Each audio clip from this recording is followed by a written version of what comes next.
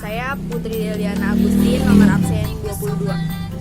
Saya Wina Arjuna dari 12 TVLM 3, nomor absen 33.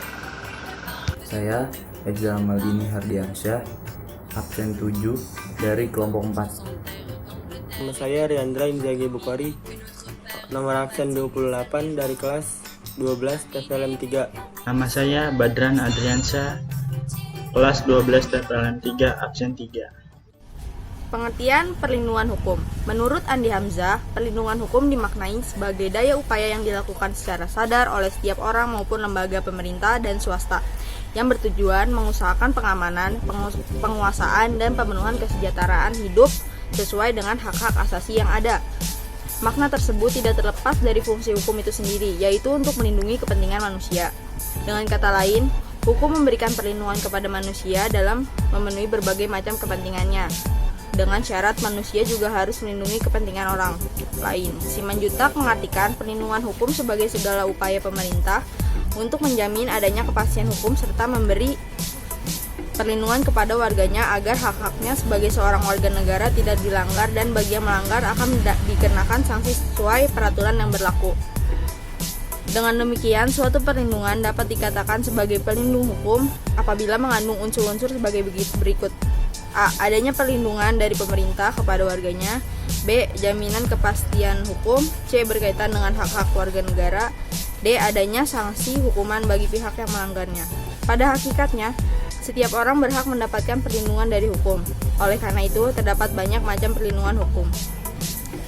Pengaturan mengenai hak atas kekayaan intelektual tersebut telah dituangkan dalam sejumlah peraturan perundang-undangan seperti Undang-Undang Nomor 28 Tahun 2014 tentang Hak Cipta, Undang-Undang Nomor 15 Tahun 2001 tentang merek, Undang-Undang Nomor 13 Tahun 2016 tentang paten, Undang-Undang Nomor 29 Tahun 2000 tentang perlindungan varietas tanaman dan lain sebagainya. Perlindungan hukum diberikan juga kepada tersangka sebagai pihak yang diduga telah melakukan pelanggaran hukum.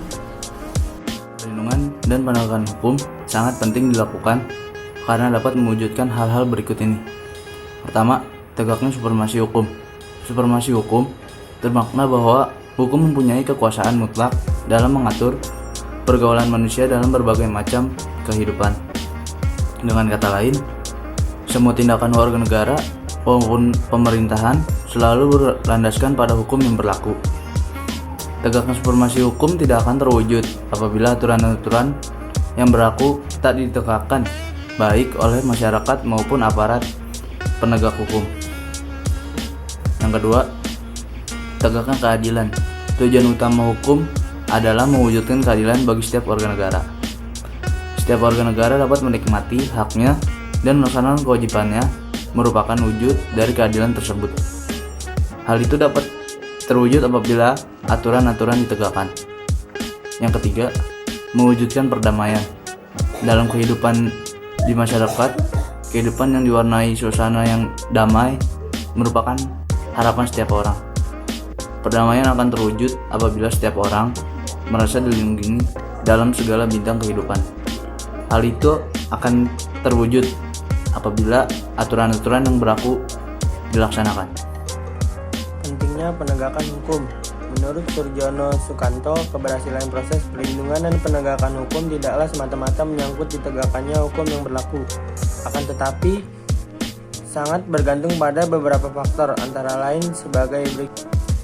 1. Hukumnya. Dalam hal ini yang dimaksud adalah undang-undang yang dibuat tidak boleh bertentangan dengan ideologi negara. Selain itu, penyusunan undang-undang dibuat haruslah menurut ketentuan yang mengatur kewenangan pembuatan undang-undang sebagaimana diatur dalam konstitusi negara.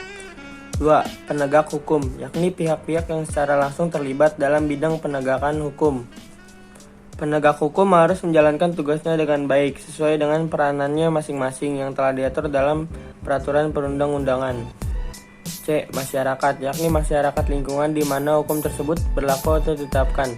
Maksudnya, warga masyarakat harus mengetahui dan memahami hukum yang berlaku, serta menaati hukum yang berlaku dengan penuh kesadaran akan pentingnya dan perlunya hukum bagi kehidupan masyarakat. D. Atau keempat, sarana atau fasilitas yang mendukung penegakan hukum. Sarana atau fasilitas tersebut mencakup tenaga manusia yang terdidik dan terampil, organisasi yang baik, peralatan yang memadai, keuangan yang cukup, dan sebagainya. Yang terakhir, kebudayaan, yakni sebagai hasil karya, cipta, dan rasa yang didasarkan pada karsa manusia dalam pergaulan hidup. Dalam hal kebudayaan mencakup nilai-nilai yang mendasari hukum yang berlaku. Nilai-nilai mana merupakan konsepsi-konsepsi abstrak mengenai apa yang dianggap baik sehingga dianut, dan apa yang dianggap buruk sehingga dihindari. Khususnya yang berkaitan dengan penanganan tindak pidana sebagaimana yang diatur dalam KUHP, Polri sebagai penyidik utama yang menangani setiap kejahatan secara umum dalam rangka menciptakan keamanan dalam negeri, Pasal 16 Undang-Undang RI Nomor 2 Tahun 2002 tentang Kepolisian Republik Indonesia telah menetapkan kewenangan sebagai berikut. A. Melakukan penangkapan, penahanan, penggeledahan, dan penyitaan. B. Melarang setiap orang meninggalkan atau memasuki tempat kejadian perkara untuk kepentingan penyidikan. C. Membawa dan menghadapkan orang kepada penyidik dalam rangka penyidikan. D. Menyuruh berhenti orang yang dicurigai dan menanyakan serta memeriksa tanda pengenal diri. E. Melakukan pemeriksaan dan penyitaan surat. F. Memanggil orang untuk didengar dan diperiksa sebagai tersangka atau saksi. G. Mendatangkan orang ahli yang diperlukan dalam hubungannya dengan pemeriksa perkara. H. Mengadakan penghentian penyidikan. I. Menyerahkan berkas perkara kepada penuntut umum. J. Mengajukan permintaan secara langsung kepada pejabat imigrasi yang berwenang di tempat pemeriksaan imigrasi dalam keadaan mendesak atau mendadak untuk mencegah atau menangkal orang yang disangka melakukan tindak pidana. K. Memberikan petunjuk dan bantuan penyidikan pada penyidik pegawai negeri sipil serta menerima hasil penyidikan penyidik pegawai. Adapun yang menjadi tugas dan wewenang kejaksaan dikelompokkan menjadi 3 bidang. Pertama, di bidang pidana, A. Melakukan penuntutan. B. Melaksanakan penetapan hakim dan putusan pengadilan yang telah memperoleh kekuatan hukum tetap. C. Melakukan pengawasan terhadap pelaksanaan putusan pidana bersyarat, putusan pidana pengawasan, dan keputusan lepas bersyarat. D. Melakukan penyidikan terhadap tindak pidana tertentu berdasarkan undang-undang. E. Melengkapi berkas perkara tertentu dan untuk itu dapat melakukan pemeriksaan tambahan sebelum dilimpahkan ke pengadilan dengan pelaksanaan dikoordinasikan. 2. Di bidang perdata dan tata usaha negara. Dengan kuasa khusus dapat bertindak baik di dalam maupun di luar pengadilan untuk dan atas nama negara atau pemerintah. 3. Dalam bidang ketertiban dan ketentraman umum. A. Peningkatan kesadaran hukum masyarakat. B. Pengamanan kebijakan penegakan hukum. C. Pengawasan peredaran barang cetakan. D. Pengawasan aliran kepercayaan yang dapat membahayakan masyarakat dan negara. E. Pencegahan penyalahgunaan dan atau penodaan agama. F. Penelitian dan pengembangan hukum serta statistik kriminal. Menurut Ketentuan Undang-Undang Republik Indonesia Nomor 48 Tahun 2009 tentang kekuasaan kehakiman, hakim berdasarkan jenis lembaga peradilannya dapat diklasifikasikan menjadi 3 kelompok, yaitu A. Hakim pada Mahkamah Agung yang disebut dengan Hakim Agung.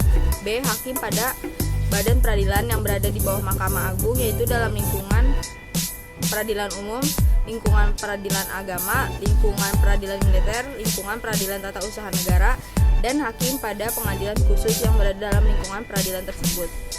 C. Hakim pada Mahkamah Konstitusi yang disebut dengan Hakim Konstitusi. Setiap hakim melaksanakan proses peradilan yang dilaksanakan di sebuah tempat yang dinamakan pengadilan. Dengan demikian, terdapat perbedaan antara konsep peradilan dan pengadilan.